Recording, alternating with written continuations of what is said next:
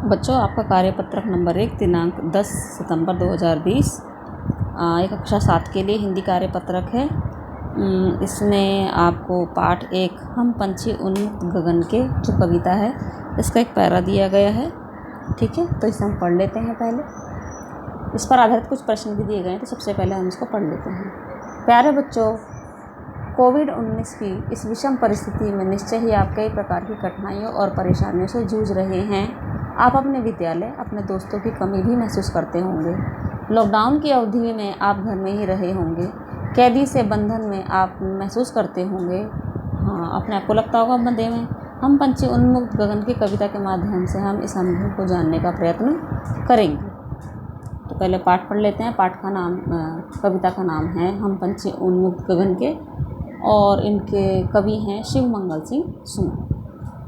हम पंछी उन्मुक्त गगन के पिंजरबद्ध न गा पाएंगे, कनक तीलियों से टकराकर पुलकित पंख टूट जाएंगे। हम बहता जल पीने वाले मर जाएंगे भूखे प्यासे, कहीं भली है कटुक निगोरी कनक कटोरी की मैदा से। इसमें कुछ शब्दार्थ दिए गए हैं, पहले हम उन्हें देख लेते हैं। उन्मुक्त यानी बंधन, मुक्त यानी खुला हुआ, आज़ाद। पिंजरबद्ध यानी पिंजरे में बंद। कनक सोना, कनक का एक और मतलब धतूरा भी होता है, जिससे हम नशा करते हैं। ये लोग, कुछ लोग नशा करते हैं। या शिव भगवान की महाशिवरात्रि की उसमें पूजा होती है धतूरे की। पुलकित, हर्ष या खुशी से बहुत प्रफुल्लित होना या बहुत अधिक खुश होना। कटुक यानी कड़वी। निबोरी यानी नीम का फल, निबोली।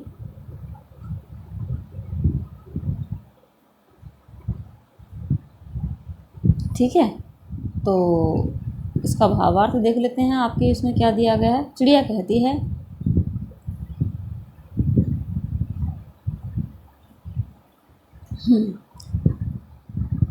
चिड़िया कहती है हम खुले आसमान के पक्षी हैं, पिंजरे में बंद होकर हम नहीं गा पाएंगे। पिंजरे की इन तीलियों, भले ही वह सोने की क्यों ना हो, इनसे टकराकर हमारे पंख टूट जाएंगे। हम नदियों का बहता जल पीने वाले हैं, हम तो भूखे प्यासे मर जाएंगे। हमारे लिए कड़वा नीम का फल यानी निगोरी सोने की कटोरी में रखे मैदा से ज़्यादा अच्छा।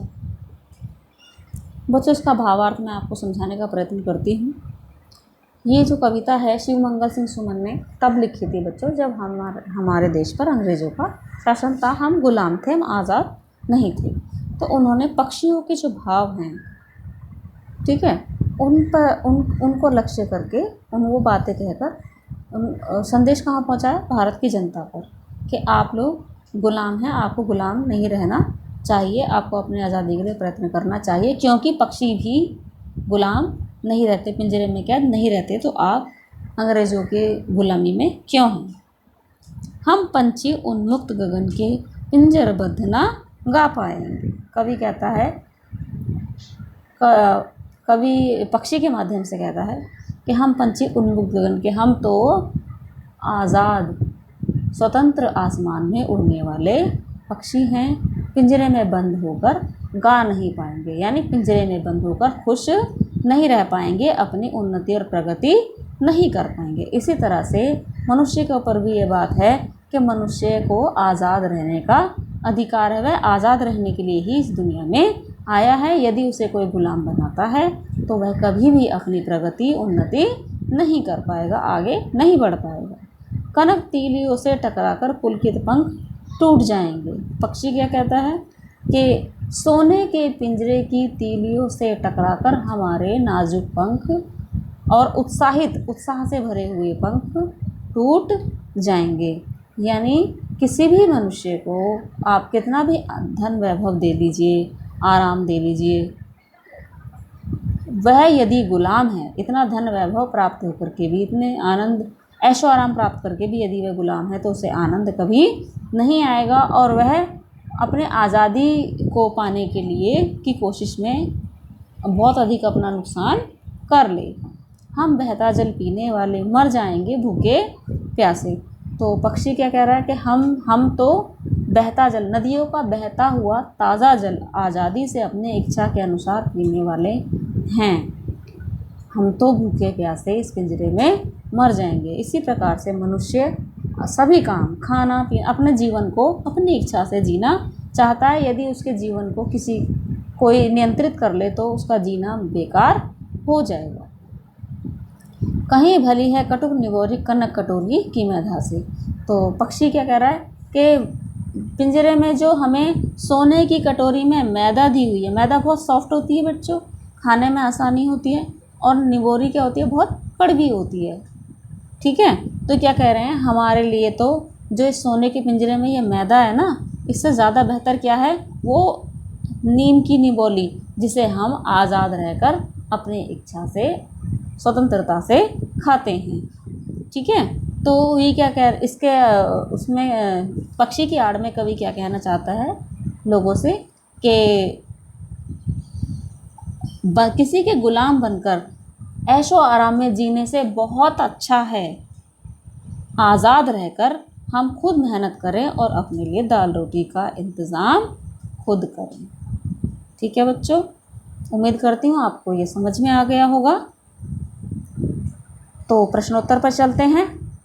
पक्षी पिंजरे में क्यों नहीं रहना चाहते हैं?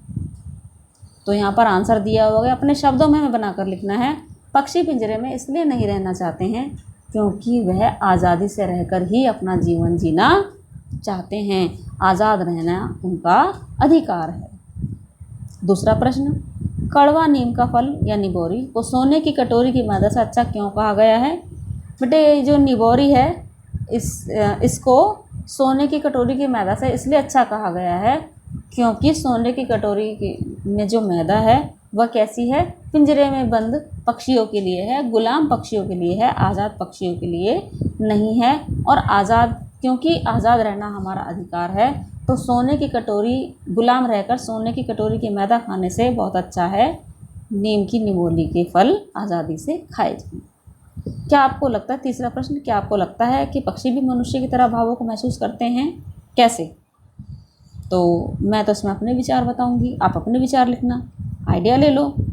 हाँ, मुझे तो लगता है पक्षी भी मनुष्य की तरह भावों को महसूस करते हैं। कैसे? जब हम किसी पक्षी को ज़बरदस्ती पिंजरे में बंद करते हैं तो वो आज़ाद होने का प्रयास करता है। हम उसे कुछ भी दें वो खाएगा, वो ज़रूरी नहीं है कि हम जो उसे दे रहे हैं वो उसे खाएगा ही, वो तो अपनी मर्ज़ी से खाएगा। और हाँ, यहीं आप रोज़ पक्षियों को दाना डालोगे ना बच्चों, अपने घर के आसपास रोज़ डालोगे, तो पक्षी आपके पास ऐसे ही आने लगेंगे। सुंदर सुंदर फूलों के पौधे लगाओ, पेड़ पौधे लगाओ, आपके पास में पक्षी ऐसे ही आने लग जाएंगे। आपको पिंजरे में उन्हें रखने की आवश्यकता नहीं है, यानी उन्हें भी महसूस होता है कि कौन हमारे लिए अच्छा है, कौन है बुरा।